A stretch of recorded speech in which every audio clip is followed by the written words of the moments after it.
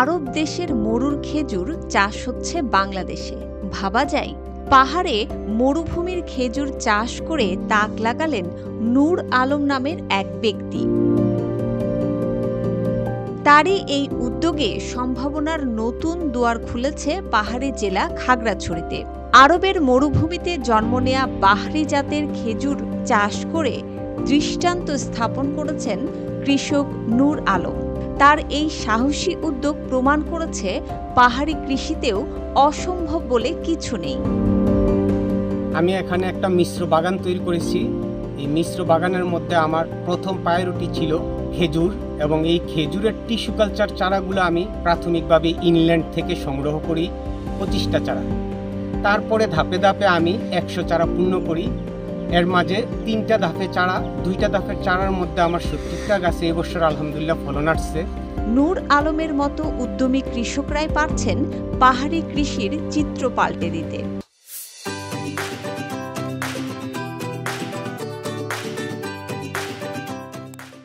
এক সময় যা ছিল কেবল স্বপ্ন, আজ তা বাস্তব।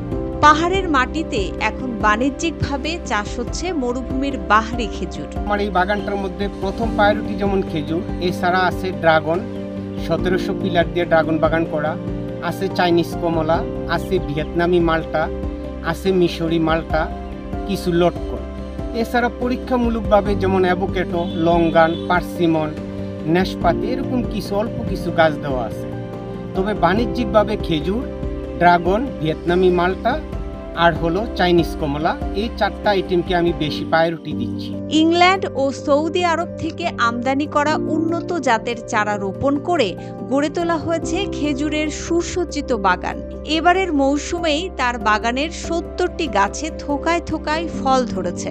খেজুর বিক্রি করে চলতি বছর অন্তত 5 লাখ টাকার আয় হবে এমন স্বপ্ন দেখছেন পরিশ্রমী এই কৃষক। প্রথম আমি যখন এই চারাগুলো আনি 2019 ডিসেম্বরের 26 তারিখ রোপণ করি, আলহামদুলিল্লাহ আমি 2022-এ প্রথম ফলন পাই, এবং এইবার পর্যন্ত এটা 23, 24, 25 চতুর্থ টাইম আমি ফলন পাচ্ছি, এবং আলহামদুলিল্লাহ যথেষ্ট ভালো উৎপাদন হচ্ছে।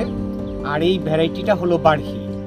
বারহি আনার কারণ হলো একটাই, আমাদের দেশের আবহাওয়াতে আমরা যেহেতু খেজুরটাকে শুকাতে পারবো না, সেজন্য আমি বারহি এই কারণে চুজ করছি যাতে আমি সেটা কাঁচা অবস্থায় সেল করে দিতে পারি। আর বারহি পৃথিবীতে ওয়ার্ল্ড ফেমাস কাঁচা খাওয়ার জন্য। আর এটা যেহেতু মিশরি বারহি, এটা অনেক বেশি সুইটনেস এটার, সেজন্য বাংলাদেশে যারা এই খেজুরের বাগান করতে আগ্রহী তারা যেন বারহি ব্যতীত অন্য কোনো ভ্যারাইটি চুজ না করে, তাহলে ওই কৃষক অবশ্যই মার খাবে, সে ক্ষতিগ্রস্ত হবে। খেজুরের পাশাপাশি টিস্যু কালচারের মাধ্যমে উৎপাদিত শাখা চারা বিক্রি করেও লাভবান হচ্ছেন তিনি। তার এই সফলতা খুশি করেছে কৃষি বিভাগকে। আশেপাশের কৃষকরাও পাচ্ছেন নতুন অনুপ্রেরণা। যারাই করতে চায় তারা যাতে অবশ্যই বিচির গাছ থেকে খেজুরের বাগান না করে, সেটা যাতে টিস্যু কালচারের চারা দিয়া করে, কারণ টিস্যু কালচারের চারার থেকে বাগান করলে 2 বছরের মাথায় ফলন চলে আসে। সেই জন্য যাতে কৃষক টিস্যু কালচার থেকে টিস্যু কালচারের খেজুর গাছ এনে যাতে বাগান করে, সে ক্ষতিগ্রস্ত হবে না।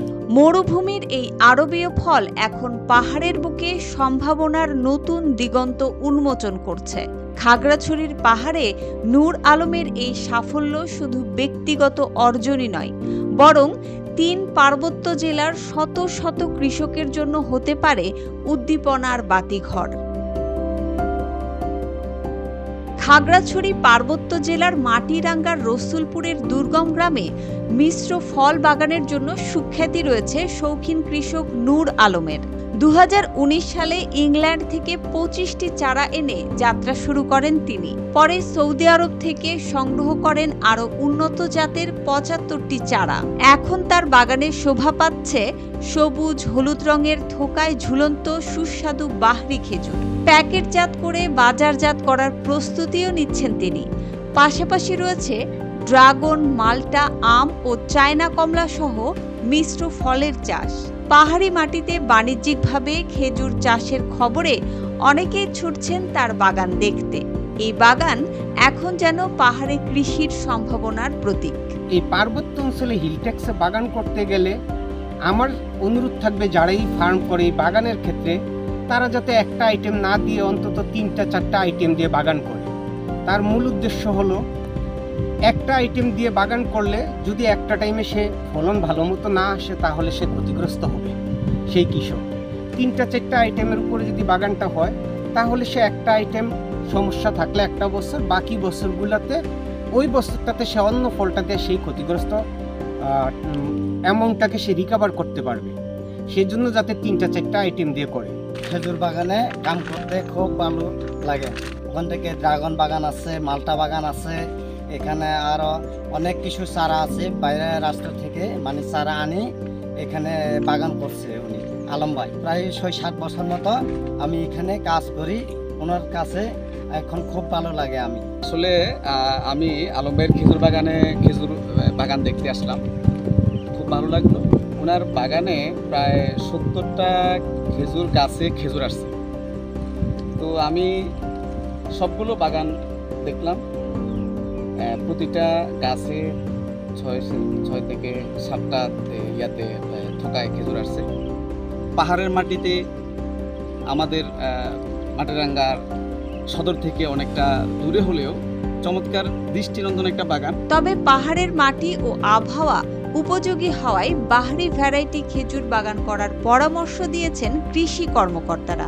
সুস্বাদু এই বাহারি জাতের কাঁচা খেজুরের চাহিদা বেশ রয়েছে।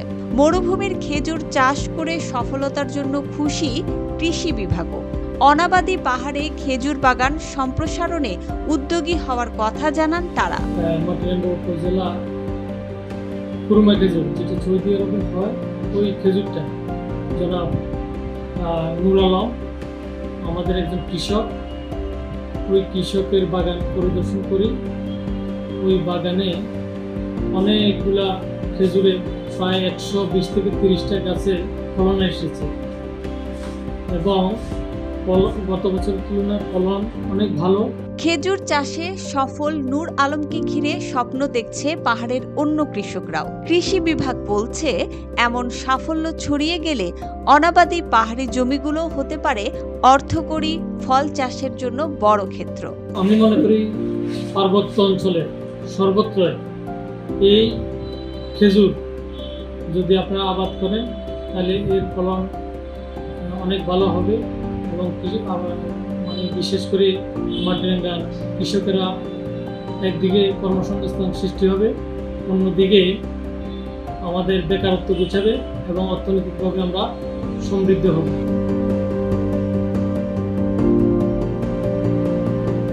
মুসবা আলিম তিন্নি, জিটিভি নিউজ।